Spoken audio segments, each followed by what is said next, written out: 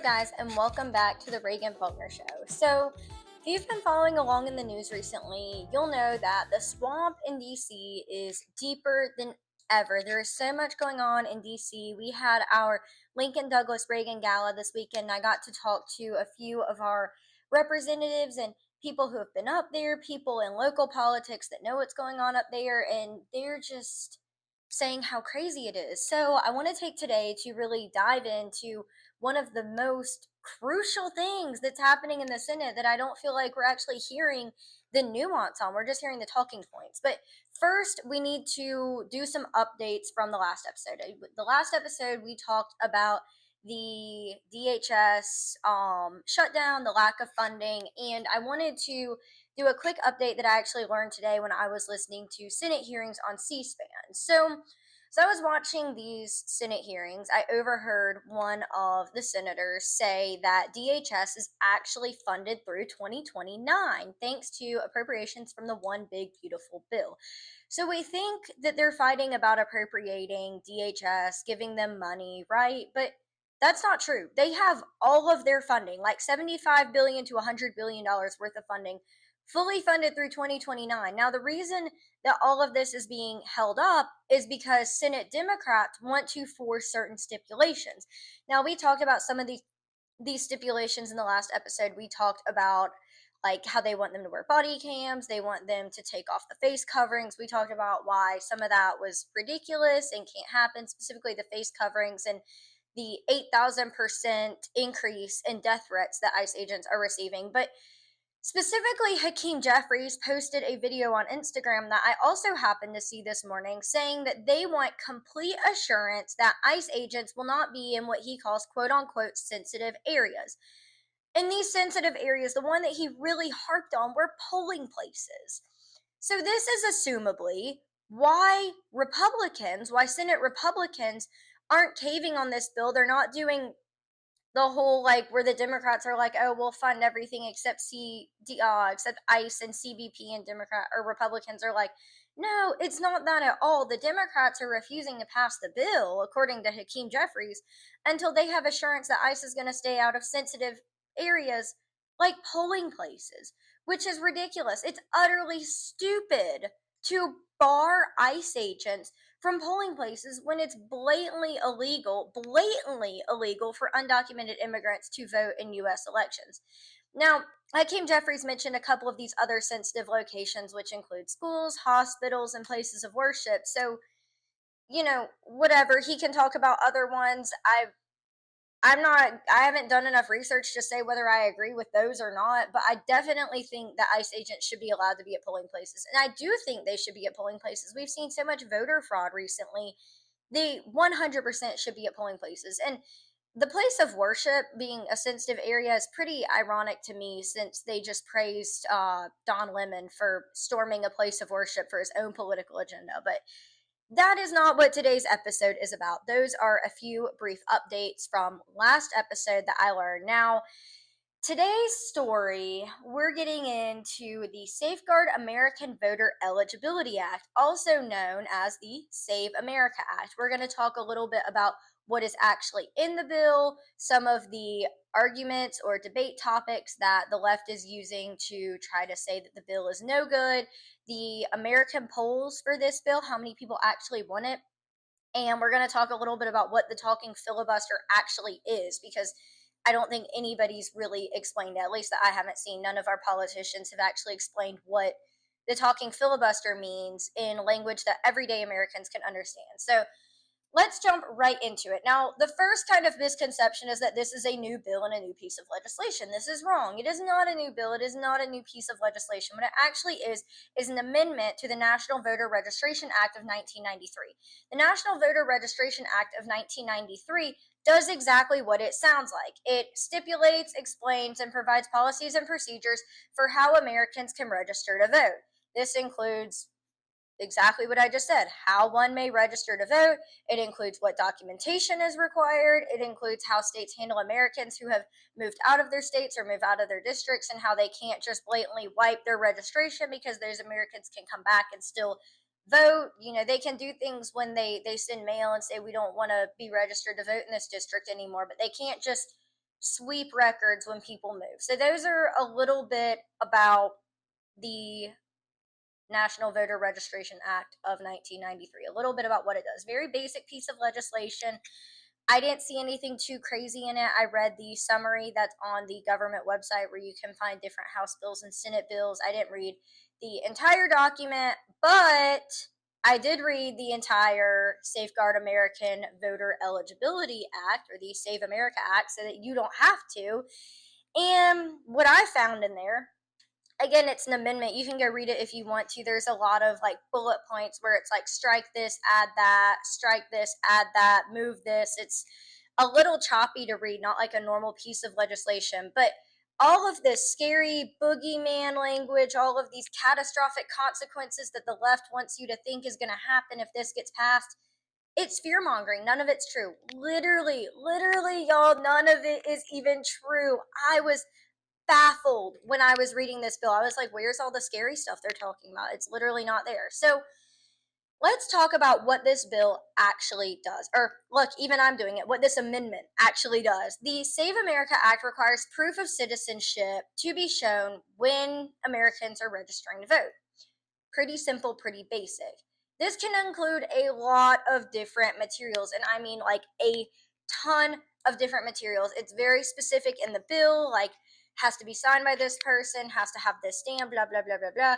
But for the purpose of this episode, we're going to tackle it from a 30,000 feet in the air perspective. And I can tell you with like assurance, I can tell you this for fact, these are specific documents that are eligible. So instead of diving into every nuanced possible piece of documentation that you can provide, you can register to vote using your passport. You can register to vote using your birth certificate. You can register to vote using a military ID, and you can register to vote using your naturalization paperwork. These are four fairly basic documents that the majority of people in the United States have. And if you have a problem with me saying the majority of the United States has these pieces of paper because of things that Senate Democrats have been saying and far left, well, not even far left, just regular left influencers, we'll get into the actual statistics regarding that in a few minutes. Now, the Save America Act requires photo identification to vote in federal elections. Now, I feel like I keep hearing like, oh, it's photo identification to go to any election. No, municipal elections do not count. It is only for federal elections. So president, any Senate seats that might be open, any House seats up in DC that might be open, municipal elections do not count. Small local elections do not count. These are for federal elections where you have to use your photo identification. Now, here in North Carolina, it really doesn't matter. We have to show photo ID to vote in any election, but for other states, that is different. And this bill would only make you have to show your ID for federal elections. Now, it also requires states to remove non-citizens from lists of registered voters. Who knew that non-citizens were even on lists of registered voters? But yes, the Save America Act does require that illegal immigrants and non-citizens that are eligible to vote be removed from these lists. So this all sounds really common sense, right? This makes sense. If you want to register to vote, you have to, work with a Board of Elections official. You have to make sure it's all done legally. You have to make sure you actually live in the U.S. You have to prove that you are who you say you are. We're going to take the illegal immigrants off the list of registered voters and eligible voters. Right, this makes sense. So one thing I want to go off track real quick. This was something when I was writing the episode that really peeved me. So those get out to vote drives, where everybody's out there trying to register you to vote and you have no peace. I don't know if this is just a student problem, but I know in 2024 there were 3 months where I had no peace. Everybody was trying to make me to register to vote. I didn't want to register to vote with strangers because it's literally up to them to return my paperwork. So if they didn't do that, then I wouldn't be registered to vote. I wanted to go to the Board of Elections. I wanted to do my voter registration myself with somebody who works for them and knows what they're doing, instead of doing it with some random canvasser that's not even from my school. So there were so many strangers on my campus. I mean, there were so many strangers, weird, random grassroots groups like, do you want to register to vote? Do you want to register to vote? Do you want to register to vote? They literally chased my boyfriend. They tried to chase him from the gym to his next class one day. He's like, no, I don't want to register to vote with you. I'm going to the Board of Elections. Like, it was wild. These were Kamala Harris 2024 canvassers. They were actually Planned Parenthood canvassers. They were grassroots organizations that I've never even heard of canvassing. None of them were actually registered student orgs. Like, they were not allowed to be there, but nobody stopped them. No school official got in the way. Our local chapter of Turning Point actually did a get out to vote, register to vote, or what was it? No, pet a goat, register to vote was what they did. And all the tables were booked that day. So they didn't actually book a table. They just used, a piece of grass, brought their own table, just like these grassroots organizations that weren't even registered student orgs. Turning Point is a registered student org. They just didn't book the table. They were kicked off campus. They were like straight up kicked off campus for this, even though they were a registered student org.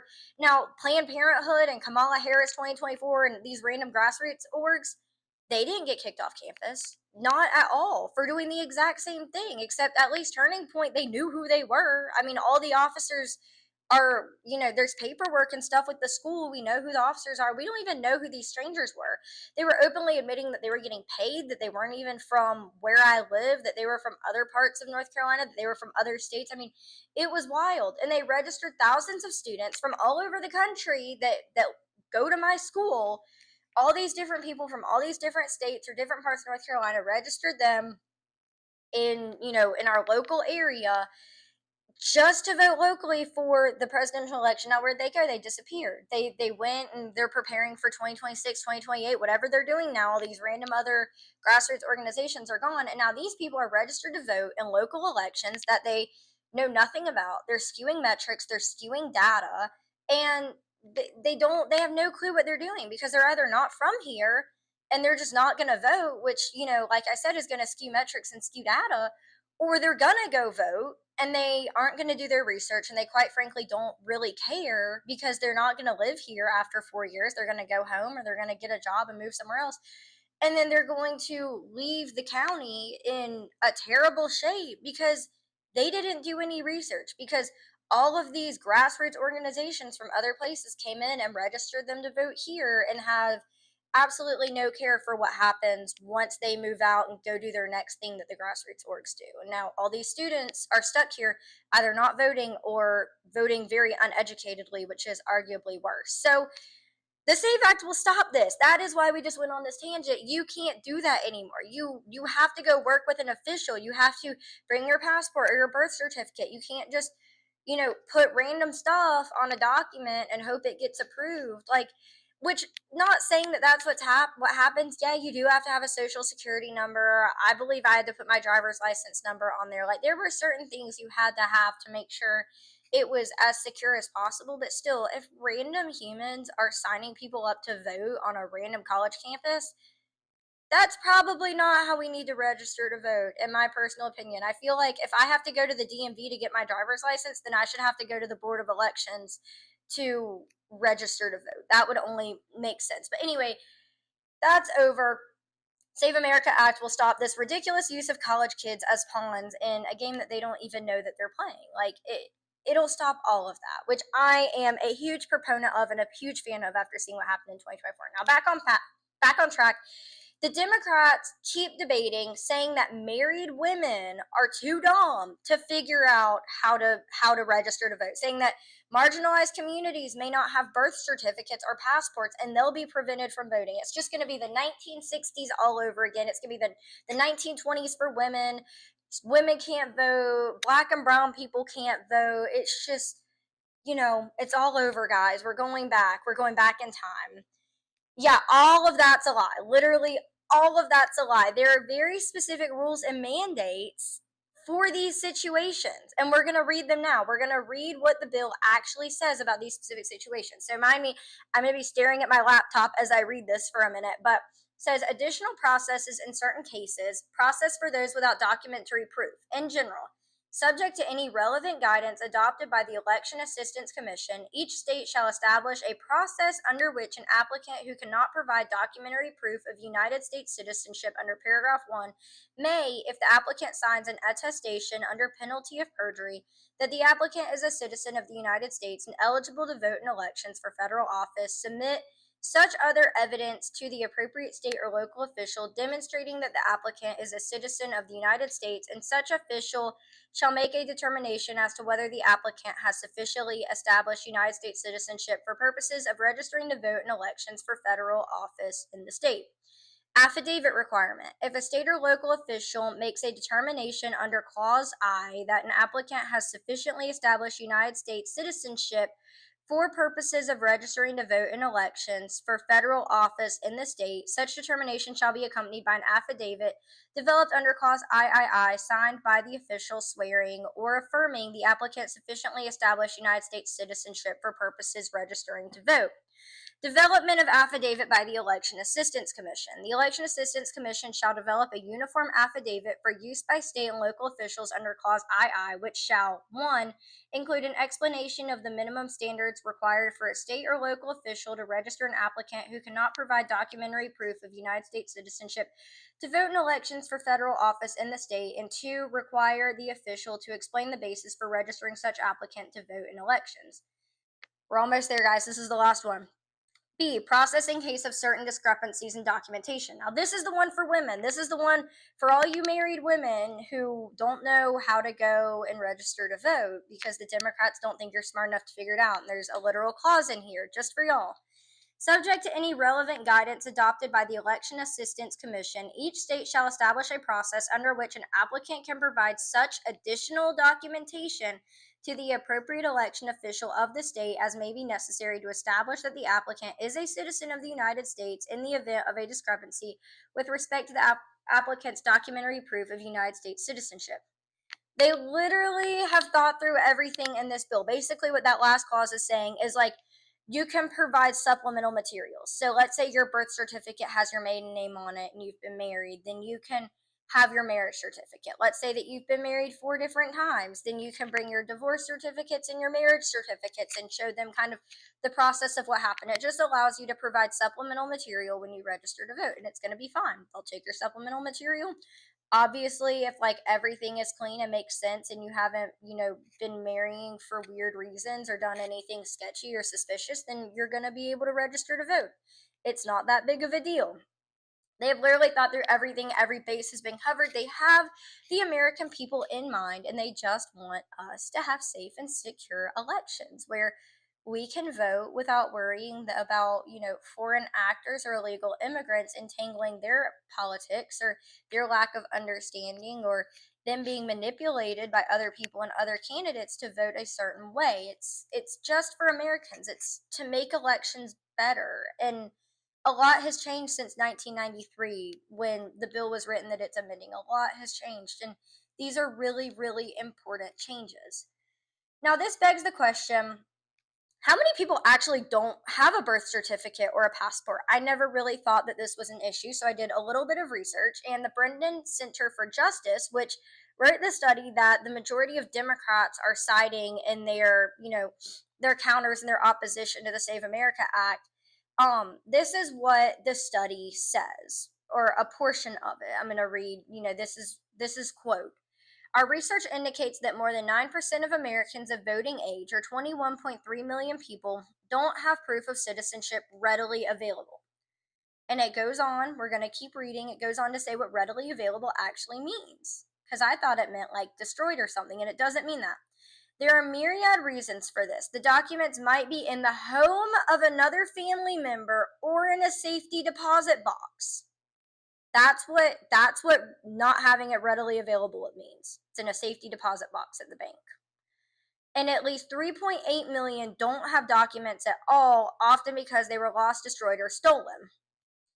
So then I thought, all right, what's 3.8 million of all eligible voters? And it's a smaller percentage than this because the only thing I could find was data from July 1st, 2023. But based on quick math, as of July 1, 2023, there is an estimated 262,800,000 83,034 Americans 18 or older eligible to vote. So we can find a percentage of 3,800,000 Americans out of that huge number I just said. And we find that 1.5% of Americans have lost the necessary paperwork, it's been destroyed, or it's been stolen. 1.5%. And that number is way smaller because a lot more people are eligible to vote, now in 2026 than July 1, 2023. That number is probably smaller.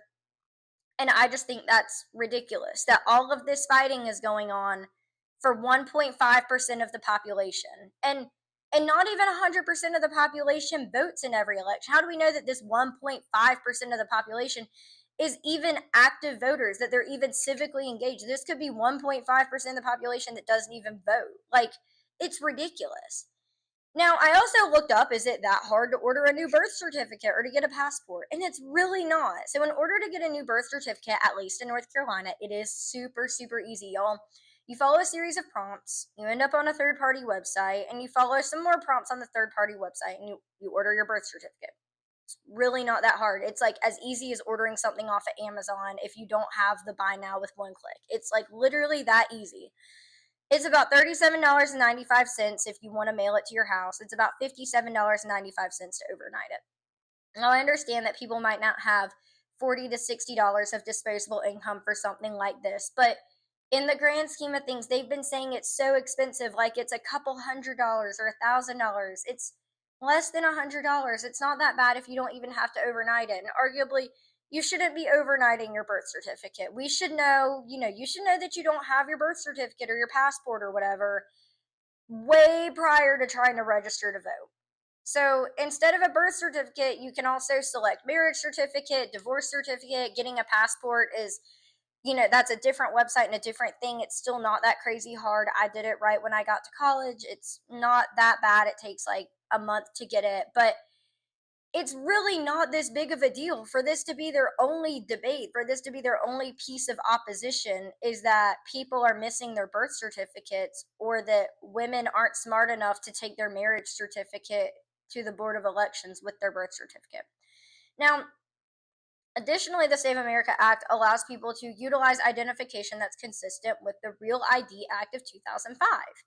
This is the same thing that TSA and airports require you to use. Like, all of us should have this. Now, some are different. Some real IDs don't have like your place of citizenship or your place of birth, which is where like your passport or your birth certificate comes into place. But still, like, most of it's relatively consistent. If everybody has a real ID, it's really ridiculous to be having this argument and this fight, and also when only 1.5% of the population is missing the necessary materials. Now, I want to talk a little bit about, in comparison to this, what do you need to get a passport? Because we'd like to think that maybe our elections are as secure, even more secure than getting a passport. So getting a passport is a 5-step process. You need either a birth certificate, a naturalization document, or a certificate of citizenship. Then you need either a driver's license, a military ID, or a state ID. Then you might need some paperwork if it's the first time you're getting a passport, if your name has been changed, or if your passport's been expired for over 15 years. Then you need a 2x2 passport photo, 2 inches by 2 inches. Then you might need additional paperwork. This can include a marriage certificate for name changes or a court order, or also a parental consent form if you're doing a passport for a child under the age of 16.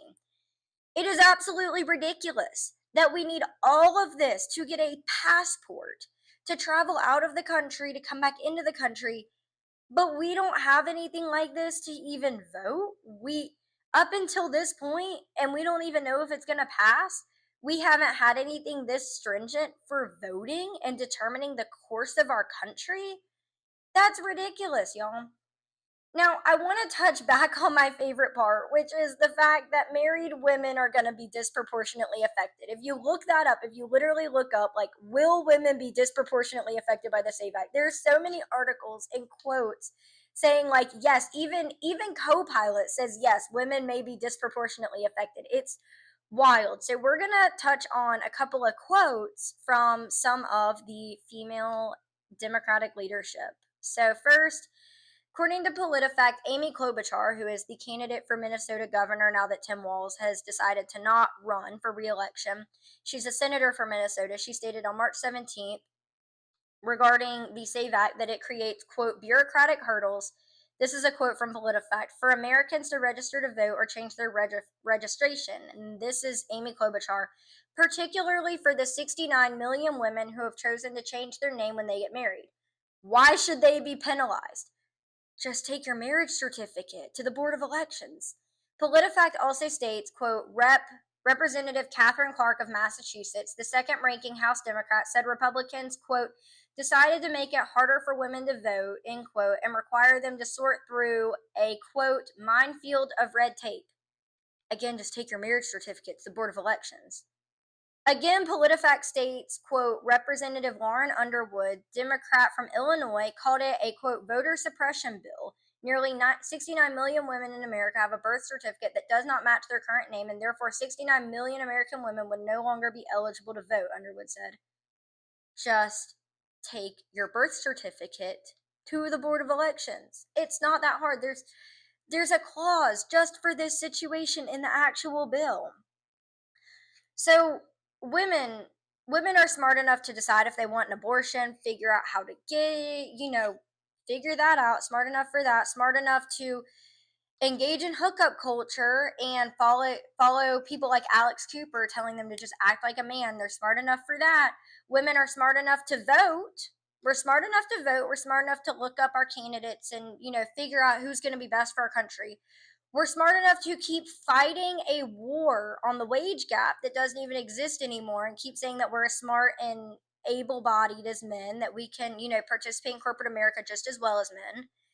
We're smart enough to do all of this, but we're not smart enough to take our marriage certificate out of the safe or out of the safe deposit box at the bank and take it to the Board of Elections. That's where we're not smart enough. That's like where we draw the line and we're like, okay, women, you can do all of this, but you're too stupid to get your marriage certificate and take it to the Board of Elections. It's ridiculous, y'all. This entire argument is just absolutely absurd and absolutely ridiculous. Now, obviously, I do believe that women are smart enough to do this.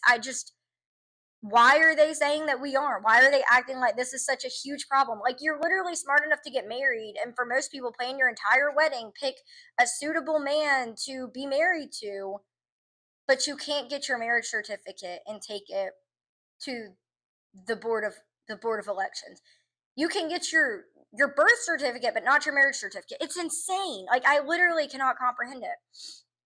I'd also like to add that if you are genuinely too lazy to get your passport or your birth certificate or your marriage certificate out of your safe deposit box, or you're too lazy to order the replacements, and I'm not talking about people who don't have internet access and they don't have enough money and all that. I'm talking about people who are genuinely just too lazy to do it when we're talking about the hurdles because it's in the safe deposit box.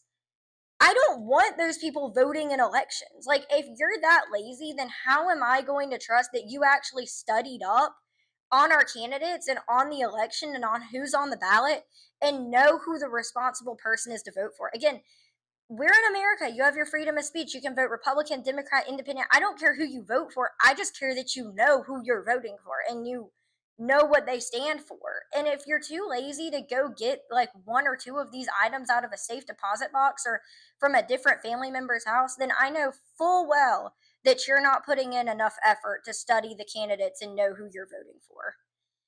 Now, let's address one more thing about the Save America Act. As much as I want every inclusion that President Trump is talking about, they're not in the current draft of the bill or of the amendment. They're the no child mutilization until age 18, no men and women's sports, an ID requirement for mail-in ballots, and then the stipulation on who can use the mail-in ballots, only military and people with disabilities. None of that's in the actual bill. These are all amendments that need to be added when we get further along in the process of debate and get closer to voting on it. These are all amendments that need to be added that are not in the bill right now. The Democrats literally have their panties in such a wad over these 3 bullet points, but they haven't even happened yet. They're not in the bill.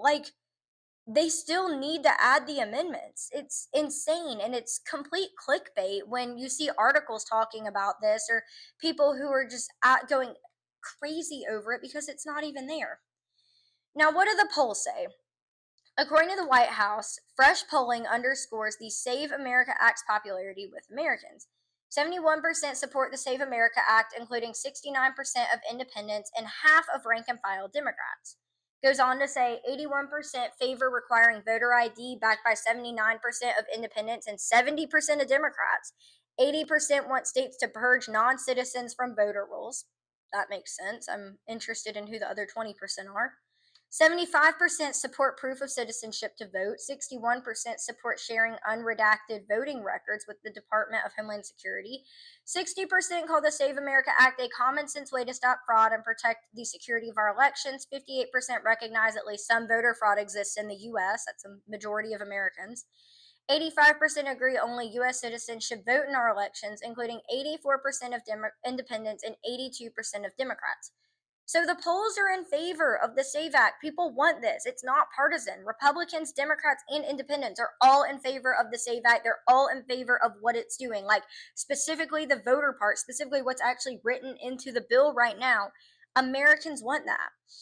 Now, the GOP has been discussing the idea of the talking filibuster, and it's extremely divided. So I want to touch on that. One last thing before we wrap up the episode. What is the talking filibuster, and why are we so divided over it? So, in a talking filibuster, this is how it would be carried out. Senator Thune, who is this Senate Majority Leader, he would make the Save America Act the pending business before the Senate and not sign a cloture petition. Now, a cloture petition is a document.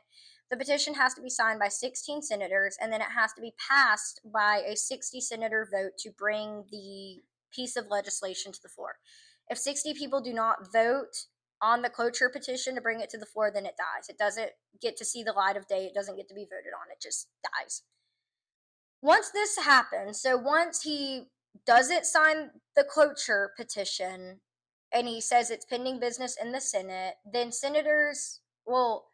then there's a vote. There's a vote by a simple majority. It passes to bring the bill to the floor, and then the filibuster begins. Once this happens, senators are allowed 2 indefinite speeches per legislative day. So a legislative day lasts from the beginning of the legislative period that we're talking about, kind of when the legislation is, when that majority passes, that simple majority passes to bring the bill to the floor. That's when the legislative day starts, and it lasts until adjournment.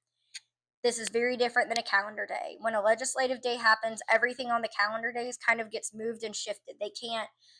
Our senators can't really do anything else because they're in a legislative day when legislation is happening and being passed. And it can last way, way, way, way more than a day. So I previously mentioned each senator has 2 opportunities to speak indefinitely and continuously. They cannot sit, they cannot leave, they cannot use the bathroom, and they can only consume milk and water. So in theory, there are 47 Senate Democrats. Just them could last like 47 days if they each took 12-hour speaking periods. So the GOP senators are saying that it's too extreme. It's going to result in missing too much work, too many hearings. Other legislation isn't going to be heard. They won't get to spend time with their families. It's just too much of a sacrifice. Now, my argument to them is we see the suffering of all of these DHS agents in various departments. We know the suffering ahead if illegals continue voting in our elections. It's time for them to take this sacrifice. This is a bill that like 80% of Americans want.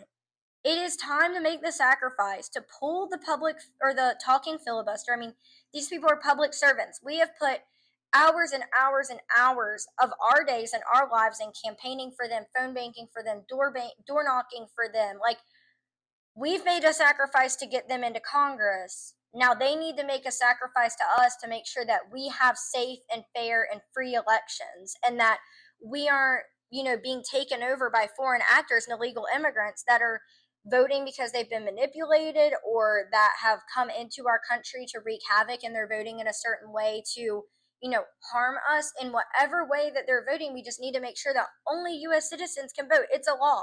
It's literally a law. Only U.S. citizens should be able to vote. So why would we not put barriers in place to make sure that illegal immigrants and undocumented immigrants can't vote? It only makes sense. That's like having, a rule in your student handbook that you can't do a certain thing, but you know full well that even if you do it, you're not going to get in trouble. Like, it's like that. We need to put something in place to make sure that we have more confidence that there are not 58% of Americans knowing that there's some form of fraud in our elections. We need to put things in place to make sure that our elections are more safe and more secure and less prone to fraud. Americans want the Save America Act passed. Americans want fair elections. We don't want foreign actors and illegal immigrants voting in our elections.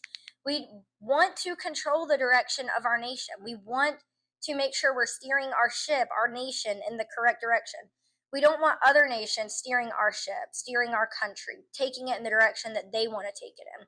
It's time to it's time for the left to stop lying. It's time for them to stop fear mongering and stop, lying about what's in this bill. The bill is fair.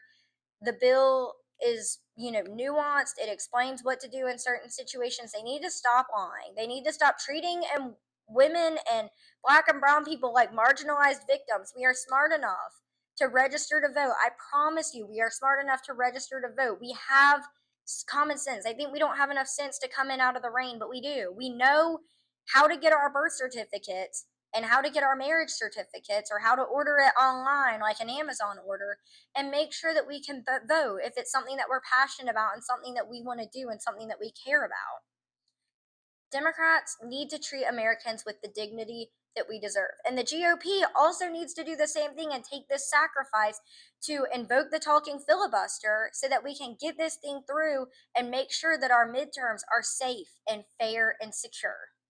Thank you so much for joining me on this episode of the Reagan Faulkner Show. I know it was a little bit of a longer one, but there is just so much to cover. This is such a nuanced bill, and it's not really that big, but there's just so much misinformation about it. I hate that word, but that's what's out there about it. There's so many lies, and, I just wanted to break everything down.